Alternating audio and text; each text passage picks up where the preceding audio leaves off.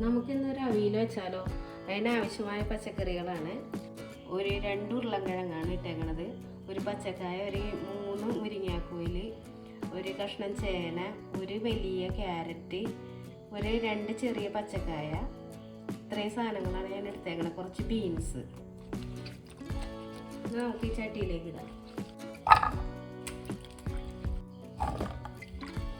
ഒന്നും കൂടി പറയാം: ഒരു പച്ചക്കായ, 2 ചെറിയ ഉരുളൻകിഴങ്ങ്, ഒരു വലിയ ക്യാരറ്റ്, 2 മുരിങ്ങാക്കോല്, പിന്നെ 2 ചെറിയ പച്ചക്കായ, പിന്നെ ഒരു കഷ്ണം ചേനയൊക്കെയാണ് ഞാൻ എടുത്തേക്കണം.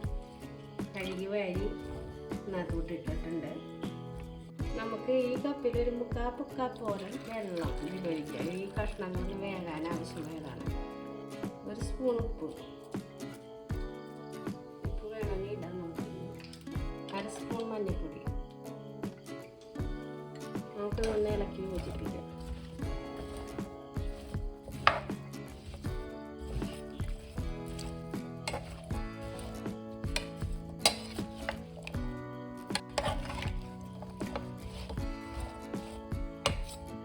മൂടി വെച്ച് വേവിക്കാം. സ്റ്റവ് വെച്ച് അടുപ്പത്ത് വെച്ച് ചട്ടി ഇങ്ങനെ വേകട്ടെ. ഈ സമയത്ത് നമുക്ക് ഒരു 1/2 മുറി തേങ്ങയാണ് ഞാൻ എടുത്തിരിക്കുന്നത്, 3 പച്ചമുളക്, ഒരു 5-8 അല്ലി, ചെറിയ അല്ലി ആയതുകൊണ്ടാണ് ഒരു 5-8 അല്ലി വെളുത്തുള്ളി, വലിയ അല്ലി ആണെങ്കിൽ ഒരു 5 അല്ലി ഇട്ടാൽ മതി, ഒരു സ്പൂൺ ജീരകവും. ഇത്രയും ചേർത്ത് നമുക്കിതൊന്ന് അടിച്ചെടുക്കണം. ഒത്തിരി നന്നായിട്ട് അരഞ്ഞു പോകണ്ട, എങ്കിലും ഒരു മാരം നന്നായിട്ട് അരയണം.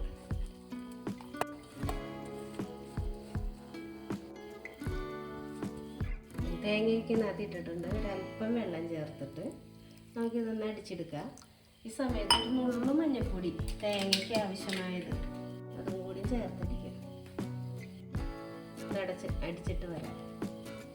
നേരത്തെ അരക്കാൻ കൂടെ തേങ്ങയാണ്. ഇത് അരച്ച് ഒരു ബൗളിൽ വെച്ചിട്ടുണ്ട്.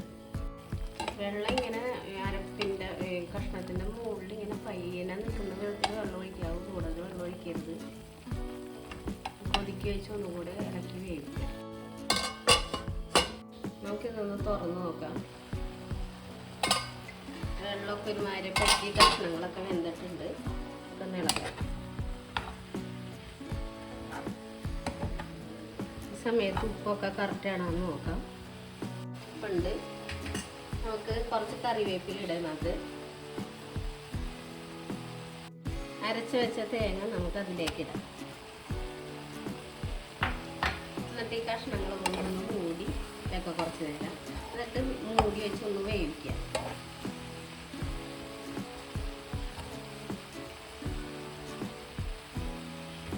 മൂടി വെച്ച് വേവിക്കാം.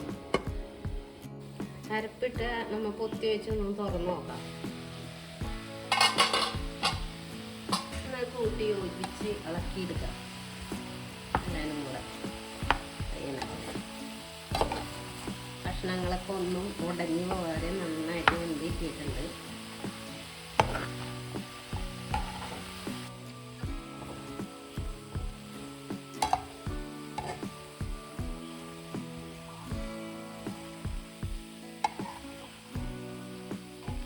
എല്ലാം കൂട്ടി യോജിപ്പിച്ച് നന്നായിട്ട് ഇളക്കിയിട്ടിട്ടുണ്ട്.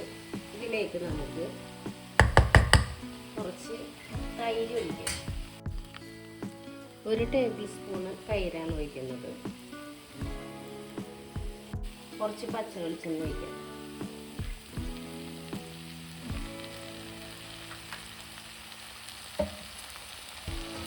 ഇളക്കി യോജിപ്പിക്കാം. അവിയൽ റെഡി ആയിട്ടുണ്ട്. ഇത് അടിപൊളി അവിയലാണ്. ഇത് ഓണമൊക്കെ അല്ലേ നമ്മൾ ഈ രീതിയിലൊന്ന് അവിയൽ ചെയ്ത് നോക്കാം. അടിപൊളിയാണ്. സദ്യക്ക് ഒഴിച്ചുകൂടാൻ പറ്റാത്തൊരു വിഭവമാണ് അവിയൽ. അപ്പോൾ എല്ലാവരും ഒന്ന് ട്രൈ ചെയ്യുക. വീഡിയോ ഇഷ്ടപ്പെട്ടാൽ ലൈക്ക് ചെയ്യുക, ഷെയർ ചെയ്യുക, കമൻറ്റ് ചെയ്യുക, സബ്സ്ക്രൈബ് ചെയ്യുക.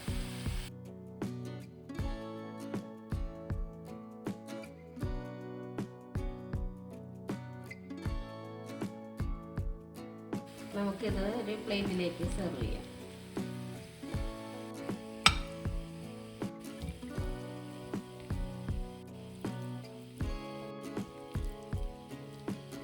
എൻ്റെ വീഡിയോ നിങ്ങൾക്ക് ഇഷ്ടപ്പെട്ടാൽ എന്നെ സപ്പോർട്ട് ചെയ്യണം, ലൈക്ക് ചെയ്യണം, ഷെയർ ചെയ്യണം.